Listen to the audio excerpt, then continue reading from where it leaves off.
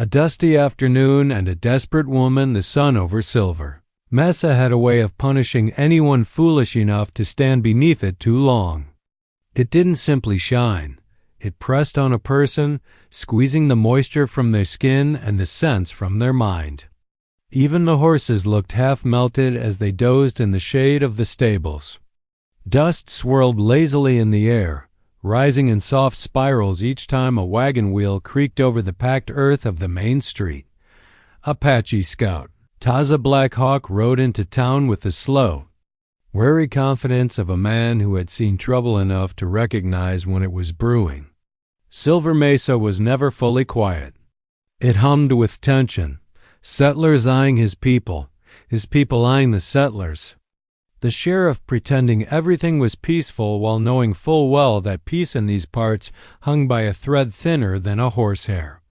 Taza tied his horse near the well and stepped toward the trading post, intending only to buy bullets, dried meat, and be on his way before the afternoon heat grew unbearable.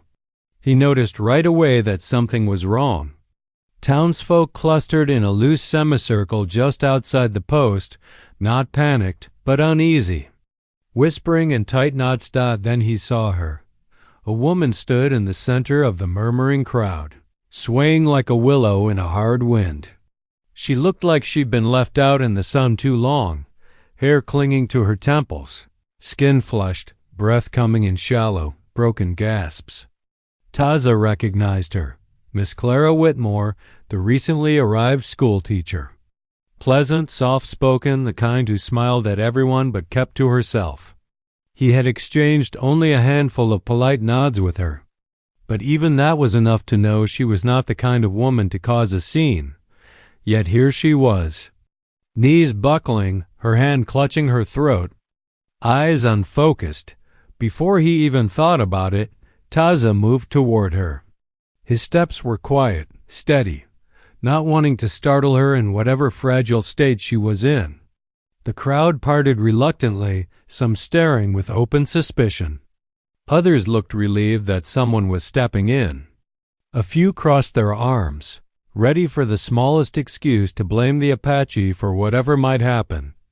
Clara saw him approach, or rather sensed him, because her gaze remained hazy and unfixed. She reached out a trembling hand, her fingers brushing his sleeve. Her voice came out cracked, barely more than a whisper. "Please, put it in my mouth." The words dropped into the hot, dusty air like a stone thrown into still water. Shock rippled instantly through the crowd. A few jaws dropped. A woman gasped loud enough to echo off the trading post wall. Someone muttered, "Good Lord." Another hissed, "What did she say?" A ranch hand elbowed his friend. Grinning idiotically, Taza froze, not because of the words themselves. He had heard far stranger things in his life, but because of the way they instantly twisted every gaze toward him.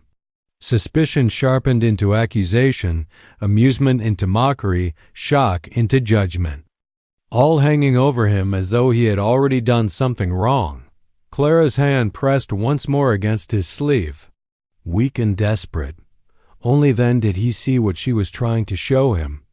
Nestled in her palm was a small, round berry, pale red. Slightly shriveled, the kind settlers gathered along creek beds for heat exhaustion. Taza recognized it instantly. Waterheart berry. Cooling, mild, and often used by people unfamiliar with desert heat. Harmless enough, usually, but Clara couldn't lift her hand to her mouth. She could barely stay standing.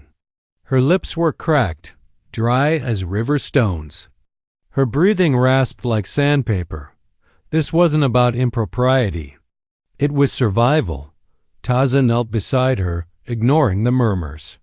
He steadied her shoulder with one hand and took the berry with the other.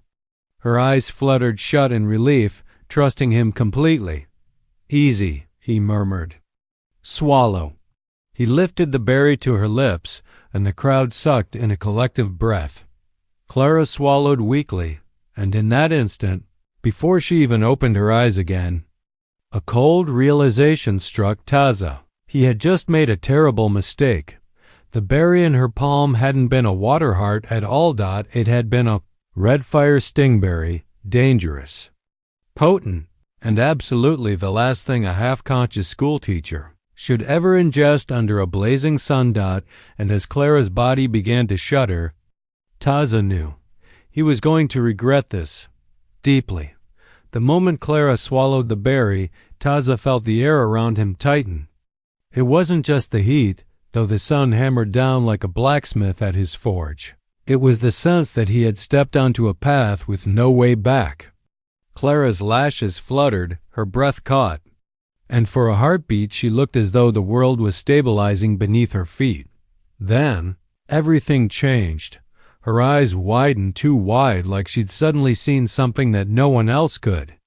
A tremor ran through her body, delicate at first, then stronger, like a horse shivering before a storm. Taza recognized the signs immediately. His stomach dropped. Red fire stingberry. How had she even gotten hold of one? He glanced at the berry husk still in her palm, the little reddish tint too bright, too glossy for a simple heat relief berry. Red fire grew deep in the canyons, gathered only by people who knew its dangers. Among his own, it was used for rituals, visions, stamina, or extreme endurance, but never without guidance, never under a scorching sun, and certainly never by a town school teacher already half collapsed from heat. Clara's hand slipped from Taza's sleeve, her fingers twitching. She wobbled like she was about to fall. Taza moved to catch her, but the townsfolk misread the motion instantly. "Hey!" A rancher barked. "Watch yourself, Apache."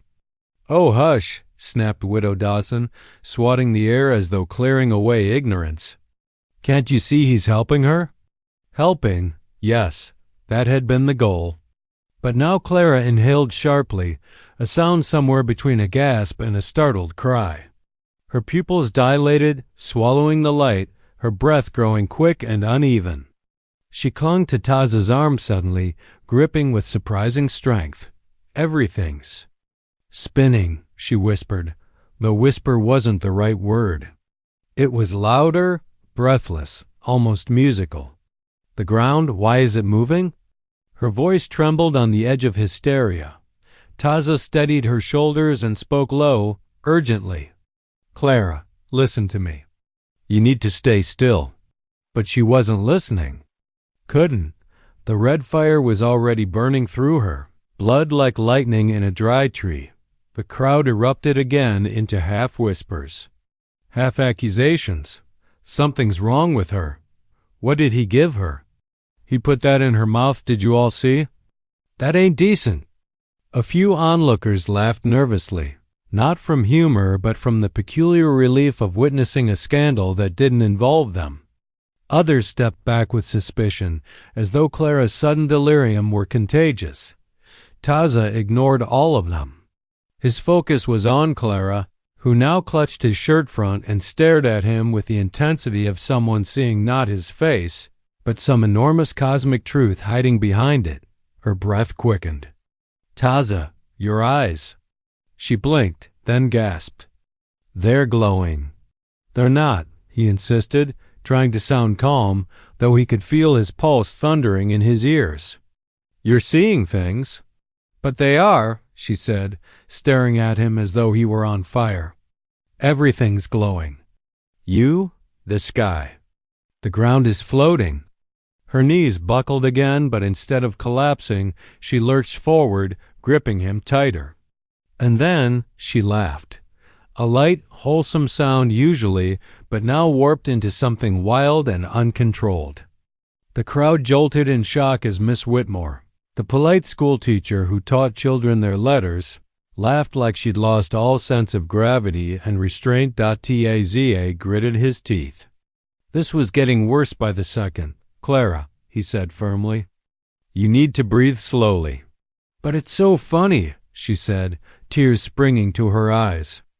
"Everything's spinning. It's like the world is dancing." She spun halfway around, nearly stumbling, but Taza caught her again. She clung to his forearm, using him as the only anchor she had left in a world that had suddenly twisted sideways. He looked toward the sheriff's office out of instinct, but of course, Sheriff Barnes was nowhere to be seen. When you actually needed him, he was either asleep, hiding, or managing paperwork, which was his polite way of saying drinking himself into a nap. Clara's gaze darted across the faces in the crowd. Then her expression morphed into confused horror. Why? Why does everyone have two heads? She whispered. More gasps. Taza muttered under his breath in Apache, a frustration-laced prayer for patience and strength. He needed to calm her, get her somewhere quiet, and find the antidote. But first, everyone back, he said, raising his voice just enough. Give her space. We should fetch the sheriff. A man yelled. We should fetch the doctor. Countered another. We should fetch Pastor Collins. Cried a third, as though visions were a matter of theology. Clara suddenly pressed a hand to her temple and whimpered. Please, make it stop. Taza nodded, setting his jaw. I will.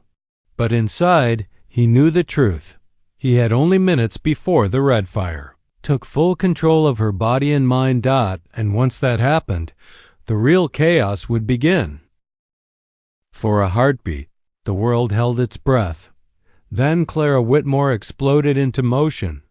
One moment she was leaning heavily against Taza, trembling and confused. The next, she straightened with a sudden, unnatural burst of energy that shocked even him. Her eyes snapped open, too bright, too wide, and she inhaled deeply as though drinking the entire sky into her lungs. Oh! She gasped, delighted. Everything is alive. She spun in a perfect circle, skirts flaring, almost knocking Taza backward. The crowd staggered away from her as though she had turned into a firecracker. Lord preserve us. What's gotten into her?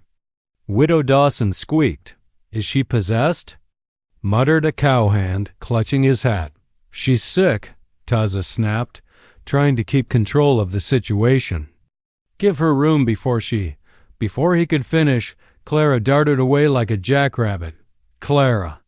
He barked, lunging after her, but she moved with the boundless, disoriented speed of someone whose senses were no longer tethered to reality. Her boots kicked up dust as she bolted toward the water trough, peered into it, and then shrieked with laughter. There are two of me, she announced proudly, staring at her own reflection. Two Claras. Miss Whitmore, please calm yourself, said Mrs. Granger, the postmaster's wife. Though she did not take a single step forward to help, Clara didn't even seem to hear. She jabbed a finger into the water, splashing herself. 3 Claras now. Oh heavens, I'm multiplying. Taza reached her side, carefully gripping her forearm. Clara, you need to sit down before you, she gasped again, jerking her hand from his. Taza, look. What? It's raining upside down. He stared at her, confused. The sky was perfectly clear, but Clara lifted her hands toward the air, palms open, spinning slowly like a child catching snowflakes. The drops, they're going up. She whispered reverently. Isn't it beautiful? A few people in the crowd murmured in horrified fascination. She's seeing things, Taza growled. Back away, all of you. Don't you go ordering folks around, Sheriff Barnes finally hollered as he stumbled out of his office, belt half fastened, clearly roused from a nap. I heard yelling. What's the trouble now? Clara gasped when she saw him. Sheriff, your face is melting. Barnes turned pale. My what? She pointed at him, horrified. It's dripping right off your skull like tallow off a candle. The sheriff yelped and covered his face with both hands. Taza pinched the bridge of his nose, exasperated. This was getting worse by the second.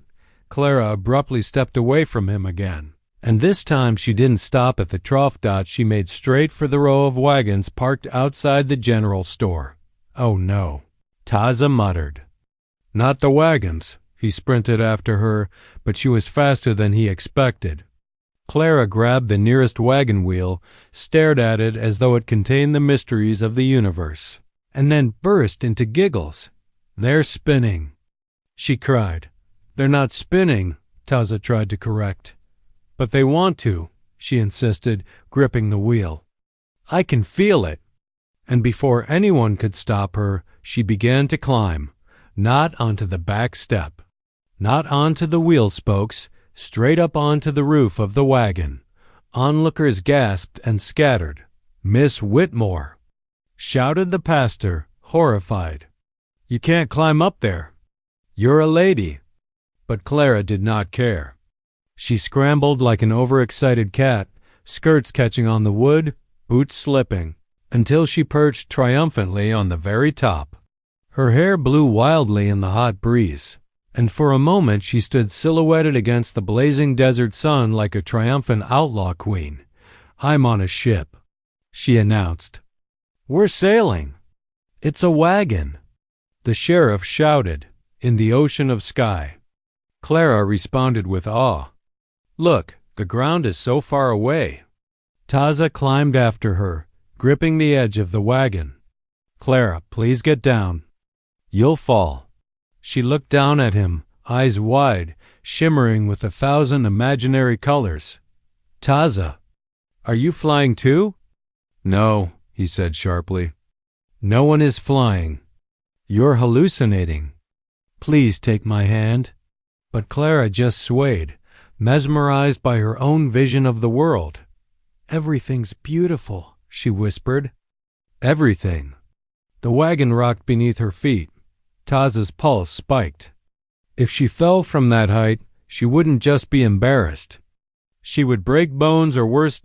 And as the wagon creaked loudly in warning, he realized with a surge of dread he might not be able to catch her in time.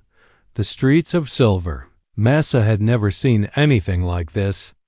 Normally dusty and quiet, the town was alive now with chaos, the air vibrating with confusion and whispers that had long ago crossed into outright panic. Children peeked out from behind barrels, holding their mothers' skirts, while the cowhands and merchants scattered, unsure whether to intervene or flee. At the center of it all, atop the wagon roof, was Clara Whitmore, the schoolteacher whose polite demeanor had vanished like a ghost in the sun. "Taza!" Black Hawk cursed under his breath and scrambled up the wagon beside her. The wood groaned under his weight, and he grabbed the edge of the roof, keeping his balance while trying to reach her. "Clara!" he shouted, loud enough to carry over the din of the crowd. "You need to come down. You'll get hurt." "I'm flying, Taza," she called back, spinning in place, arms outstretched as if she could catch the wind itself. "Can't you see? I'm flying." Taza's jaw tightened. She wasn't flying, of course she wasn't, but the way her limbs flailed, the intensity of her hallucinations, it was as if she truly believed it. If he didn't act quickly, she would fall. And that fall could kill her. The townsfolk muttered among themselves, a mix of fear and gossip. "She's possessed." Someone whispered, "She's gone mad from that heat." Another muttered, "She's making the Apache look bad." A third complained, pointing at Taza, who crouched on the wagon roof like a mountain cat ready to pounce. Taza ignored them all. Focused entirely on Clara, he shifted his weight carefully, inching closer. She spun again, narrowly avoiding the edge, laughing wildly. "Clara!" "Take my hand," he commanded. "I'll get you down safely." For a moment, she seemed to hesitate, her gaze flitting from him to the street below. But then her arms spread wide and she leaned backward slightly, as though testing the laws of gravity herself. The wagon rocked perilously under her, and Taza grabbed her arm just in time. "Hold on," he barked, wrapping both arms around her waist. The crowd gasped collectively. Women clutched their aprons, men muttered curses, and the sheriff finally stumbled closer, hands flailing. "Apache!" he shouted. Control her before she, don't. She fall. Taza snapped, giving the sheriff a look sharp enough to silence him instantly. There was no time for talk. Action was the only choice. Clara squirmed against him, laughter mixing with panic. Taza, everything's spinning. I can't. Yes, I know. He yelled. I'm here. I won't let you fall. Slowly, carefully, Taza shifted his weight, guiding her back toward the middle of the wagon. The wood creaked and groaned under their combined weight, but his legs were steady, planted like roots. The crowd below scattered farther away, giving him room. A few brave souls stepped forward with ropes and blankets, instinctively preparing a net in case she slipped. Clara's breath was rapid, her hands clutching his arms as if anchoring herself to reality through him alone. I'm dizzy, she whispered, and Taza nodded, understanding exactly what the red fireberry had done. It's okay, he said, voice calm but firm. The dizziness will pass. Just stay with me. She blinked rapidly, trying to focus. I see colors. Everywhere. You're seeing them because of the berry, Taza explained. It's temporary. You're going to be fine if we get you down carefully. Step by careful step, he began lowering her from the roof, supporting her weight while keeping her balanced. The wagon rocked and she laughed nervously, half from fear, half from hallucination. The townsfolk leaned closer, some shouting words of encouragement, some criticizing the Apache's handling. But Taza ignored them. Only one thought occupied his mind. Keep her alive, keep her safe, get her off that wagon. Finally, after what seemed like an eternity to both of them, they reached the edge. Taza guided her down to the soft dirt, cushioning her fall with a firm grip and his own body. She stumbled slightly, but he caught her in time, holding her close until she could breathe steadily again. The crowd erupted in murmurs. Some cheered. Some criticized. Taza didn't care. All that mattered was that Clara was alive, trembling but intact.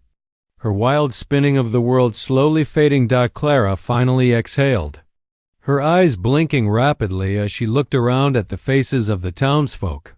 I'm sorry, she whispered, her voice small, unsure. Taza gave a tight nod, letting go just enough to keep her upright, but not letting her stumble. It's not your fault, he said, but we need to get you somewhere quiet, now. As the townsfolk whispered behind them, Taza guided Clara toward the trading post, shielding her from prying eyes and preparing himself for what came next, the hunt for the antidote. The only thing that could calm her stormed senses before the red fireberry did permanent damage. And deep down, he knew this was only the beginning. Taza led Clara into the relative cool of the trading post, the dim interior a stark contrast to the blazing sun outside. The air smelled of dried herbs, leather, and dust, and the faint clink of tin cups and jars echoed in the empty corners. Clara collapsed into a chair, trembling and still dazed, her hands clutching the edges like lifelines. Taza crouched beside her, keeping a careful eye on her every movement.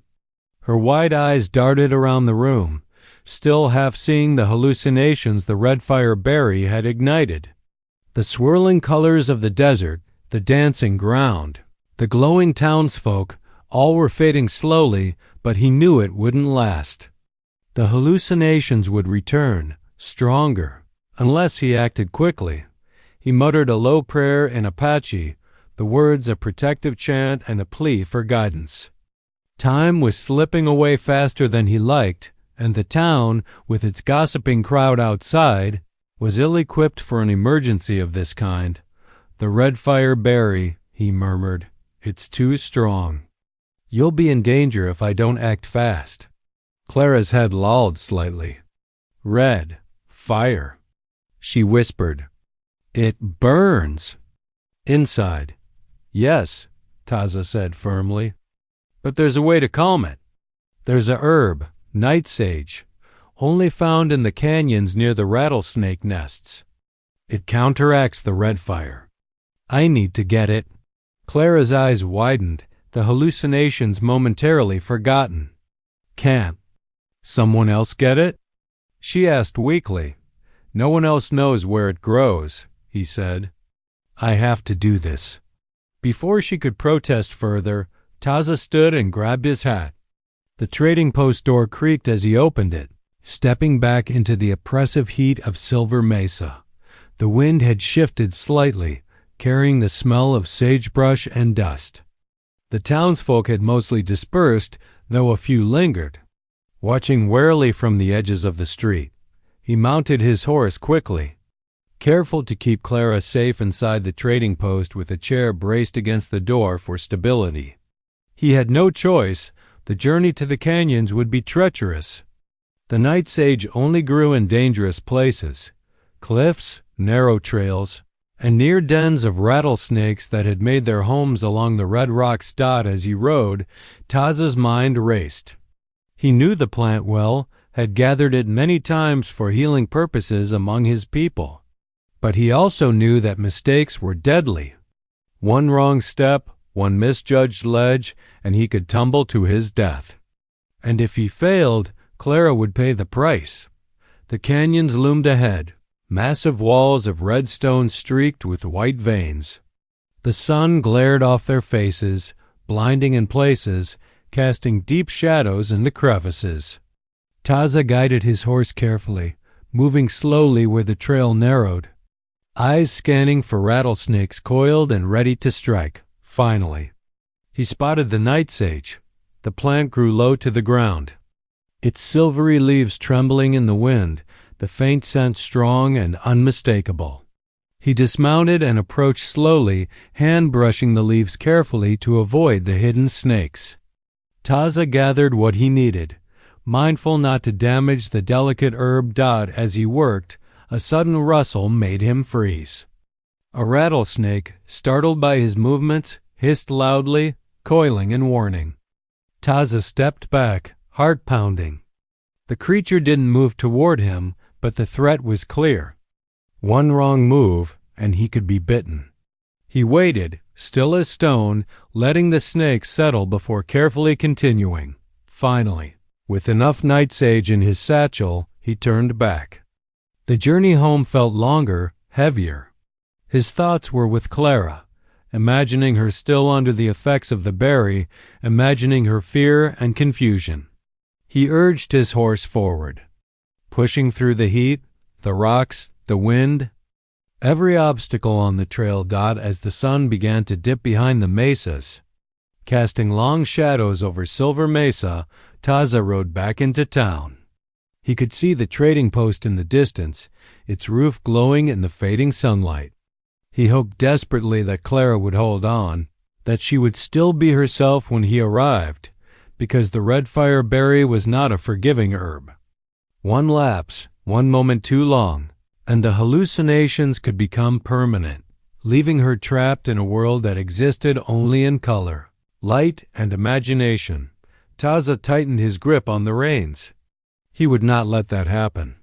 Not if he had to ride through every canyon, face every rattlesnake, and risk everything he had. Clara needed him. And he would not fail her. Taza rode into the trading post courtyard, the orange glow of sunset painting the walls in sharp streaks. Dust trailed behind his horse, kicked up in clouds as he dismounted with practiced urgency. In his satchel, the carefully gathered night sage cradled like a precious treasure, its silvery leaves a promise of relief. He scanned the door, praying it would hold against whatever chaos had overtaken the schoolteacher. Inside, Clara sat slumped in her chair, eyes wide and darting. The red fire berry had twisted her senses, leaving her trapped in a world of shifting colors and spinning shadows. Her hands gripped the armrests as if letting go would make the illusion swallow her whole. Every few seconds, she flinched at phantom movements, murmuring in a voice that trembled between fear and wonder. "Taza?" she whispered, voice small and uncertain. Are you real? He crouched in front of her, carefully lowering the night sage into her hands. I'm real, he said, voice calm and firm. You've been poisoned by the red fireberry. This will help you. Clara looked at the leaves skeptically, her hallucinations making them shimmer and move like tiny silver snakes.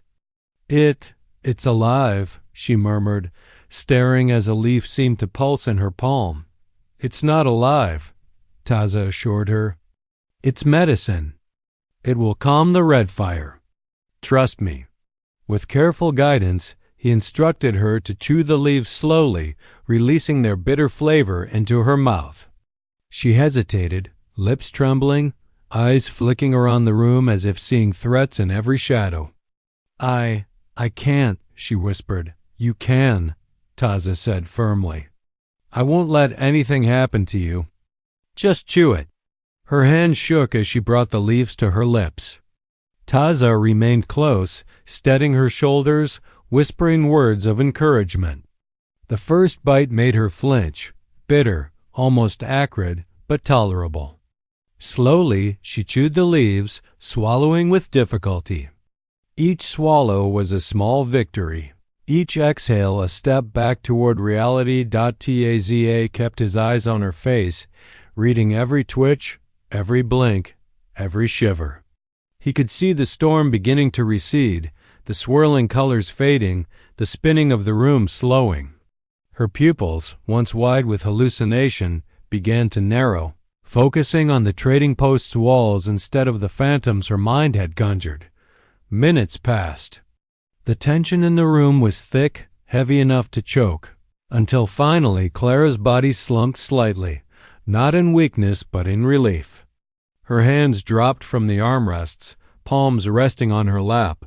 I see it, she whispered, voice soft and trembling. The world? It's still. It's real. Yes, Taza said quietly, a small smile tugging at the corner of his mouth. You're back. Clara blinked rapidly, her eyes clearing of the hallucinatory haze. For the first time in hours, she looked at him not with fear or confusion, but with gratitude, a gratitude deeper than words could convey. She reached out a tentative hand, brushing it against his arm. Thank you, she said softly. I don't know what I would have done without you. Taza's jaw relaxed, though he kept a watchful eye on her. You'll be fine now, he said. Just rest. Let the medicine work fully. You've been through a lot today. She nodded, sitting back into the chair, her body finally starting to release the tension that had held her upright and alert for hours. Her breaths came easier, slower, more natural. The trading post felt suddenly peaceful, the soft creak of the floorboards and the distant whistle of wind through the canyon becoming a lullaby rather than a threat. The townsfolk, peeking from outside, whispered in amazement. Some muttered about the Apache scouts' bravery, others about the strange berry and the schoolteacher's hallucinations. A few shook their heads in disbelief, unable to process the scene they had just witnessed. Clara turned to Taza again, her eyes searching his. I owe you my life, she said. Her voice was firm now, steady despite the lingering tremor of shock. Taza shook his head, a faint smile tugging at his lips. You owe me nothing. You survived because you trusted me enough to take the medicine. That's enough. For a moment, they sat in silence. The sun slipped lower, spilling gold across the trading post walls. Outside, the town resumed its usual rhythm, carts moving, doors creaking, the occasional call of a child, but inside, a bond had formed, forged through chaos, danger, and the unspoken understanding that life could change in an instant. Clara exhaled, finally allowing herself a small laugh, fragile but genuine. I thought I was lost, she said. You weren't, Taza replied softly. And you won't be. Not if I can help it. And in that moment, amid the fading chaos, Silver Mesa seemed a little quieter, a little safer, at least for now. The sun had dipped behind the jagged mesas, casting long shadows across the streets of Silver Mesa. Dust settled like a soft blanket over the town, and the long day's chaos seemed, for a moment, to be behind them. But the story of what had just occurred, the dizzying, terrifying, and strangely miraculous ordeal with Clara Whitmore, was already spreading. Faster than a prairie fire on a windy afternoon. Taz, a Black Hawk, remained by Clara's side, calm, attentive, watching as she gradually recovered her composure. Every now and then she would flinch slightly, her eyes flicking toward a shadow or a stray beam of sunlight, but he kept a steady hand on her arm, grounding her. The night sage had done its work, and the hallucinatory effects of the red fireberry were fading quickly outside. However, the townsfolk had begun to gather again. Curious, judgmental, and gossipy, they leaned on fences, peered from behind barrels, and whispered among themselves in low, rapid tones. It didn't take long for the rumors to begin twisting, taking on a life of their own. "She's lucky the Apache was there," one woman exclaimed to her neighbor. "Lucky? Or was it more than luck?" a man muttered, raising a skeptical eyebrow. "You mean what I saw?" a young girl whispered, clutching her mother's skirt. I thought he was doing something terrible." "No," her mother said sharply, pulling her close. "He was saving her life. That's all you need to know." Taza ignored the murmurs outside. He had grown used to whispers, stares, and the occasional overt prejudice. But he also knew the power of perception. To the town, his every action today could be twisted into scandal, even heroism, depending on who was telling the story. And in Silver Mesa, stories had a way of growing taller than the tallest mesa itself. Clara, now seated with a blanket draped over her shoulders, finally lifted her head and looked around. Her eyes caught the gathered townsfolk through the open door, and she realized how many had witnessed her earlier chaos. For a moment, she flushed, embarrassment mingling with lingering adrenaline. It wasn't what it looked like," she whispered to Taza. He chuckled softly, shaking his head. "No, it certainly wasn't, but it was exactly what it needed to be. You're alive. That's what matters." She nodded, eyes softening. "I suppose. Yes. But I can't help wondering what everyone thinks of you now." Taza's lips curved faintly. "Let them think what they will. What's important is that you're safe." As the minutes passed, Clara stood and stepped toward the door, facing the crowd. The murmurs paused as she raised her voice just enough to be heard clearly. "People of Silver Mesa," she began, her voice trembling slightly but growing steadier with each word, "I want to set the record straight. The events you witnessed today, though they may have seemed alarming, were not a result of negligence nor of anything untoward. I was in danger, and it was Tiza Black Hawk who saved me. Without him, I would not be here." A hush fell over the townsfolk. The young schoolteacher, usually so quiet, stood tall and unwavering.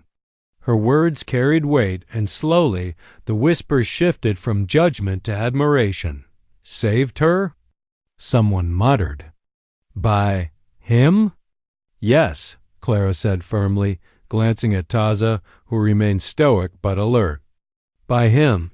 He acted quickly, bravely, and without hesitation.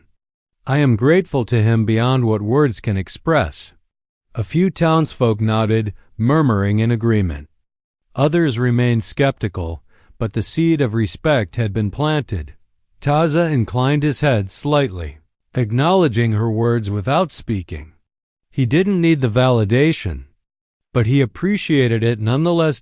Clara stepped back, allowing him to guide her further inside the trading post.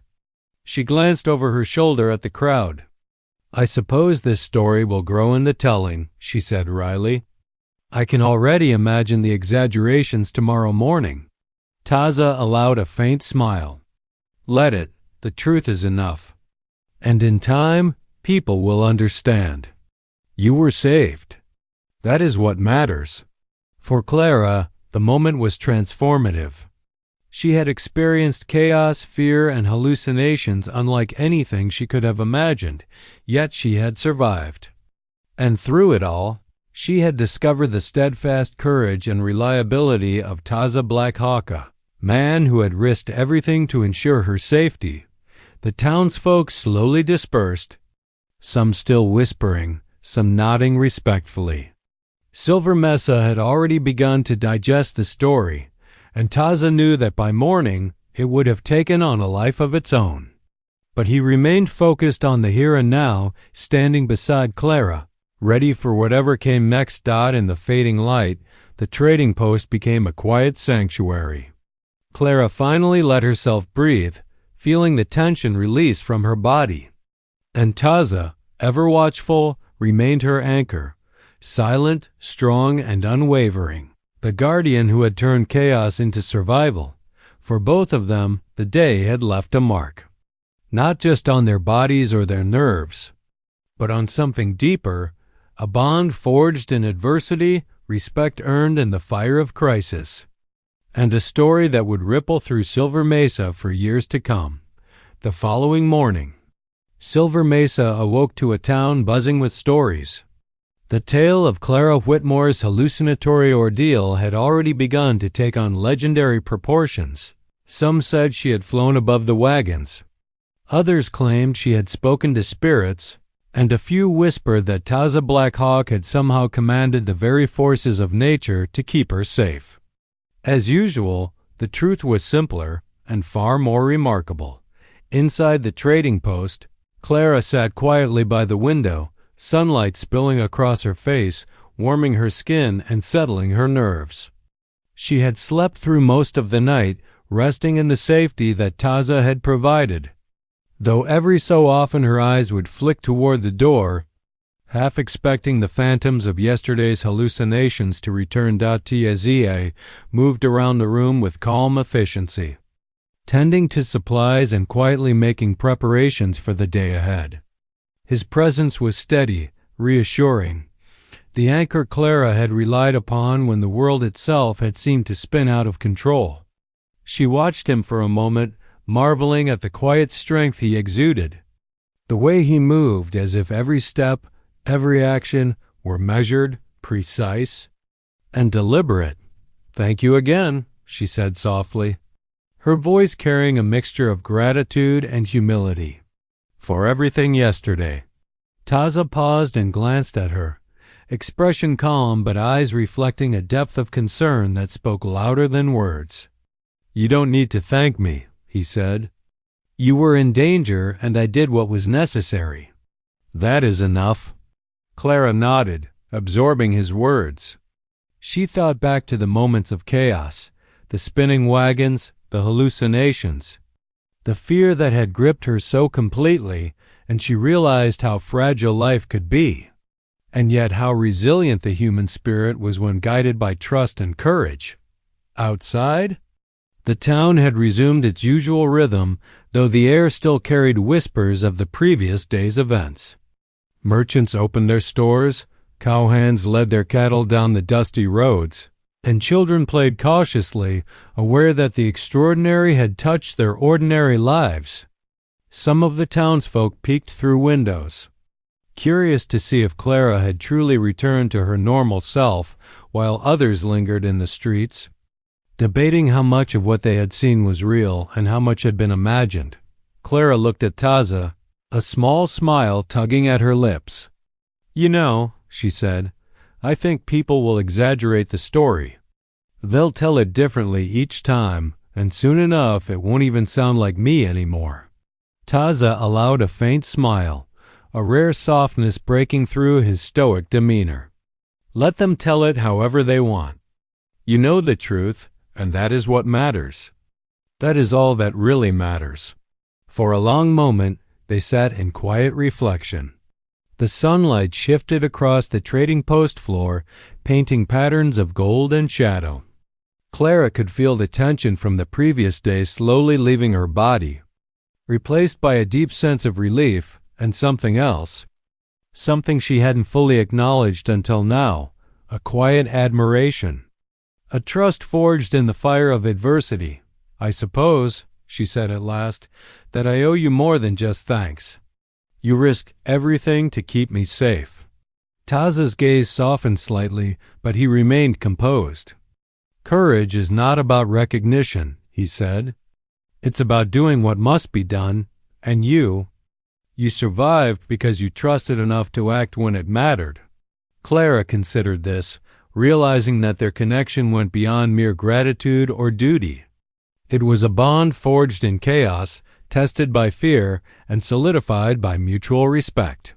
She had faced the unknown, teetered on the edge of danger, and emerged not just alive but stronger, anchored by someone who understood the value of steadfastness. As the sun climbed higher, casting brighter light into the trading post, Clara stood and walked toward the door.